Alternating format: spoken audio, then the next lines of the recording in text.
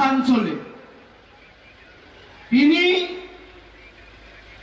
একবার দার্জিলিং, একবার দুর্গাপুর, একবার আসানসোল। আর আসানসোল তো রাজ্যের বর্ডার, একদিকে ঝাড়খণ্ড।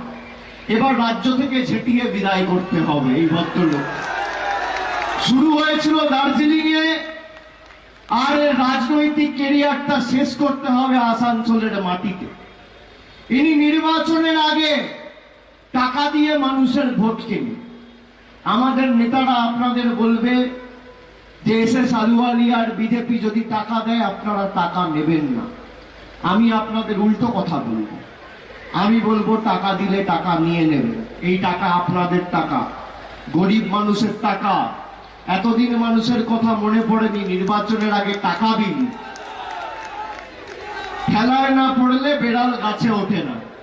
পদ্ম ফুলের থেকে টাকা নেবেন আর জোড়া ফুলে ভোট দেবেন। যে যে ভাষায় বোঝে তাকে সেই ভাষাতেই আপনাকে জবাব দিতে হবে।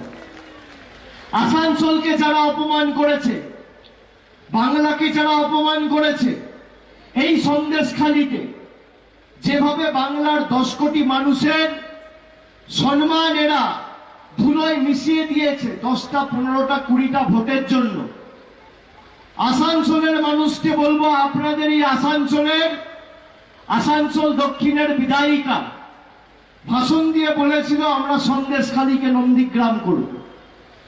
শুভেন্দু অধিকারীর লেজুর মেদিনীপুরে দাঁড়িয়েছে গোহারা হারবে, তারপর আসানসোলে ঢুকতে দেবেন না। বাংলার সাথে যেভাবে এরা প্রতারণা করেছে, 10 বছর ধরে বাংলার টাকা বন্ধ। এই যে দোকানদাররা দোকান করছেন, ব্যবসা বাণিজ্য করছে, ছোট বড় মাঝারি ব্যবসায়ী, জিএসটির কারণে আজকে দেশ অর্থনৈতিকভাবে দেউলিয়া হয়ে গেছে।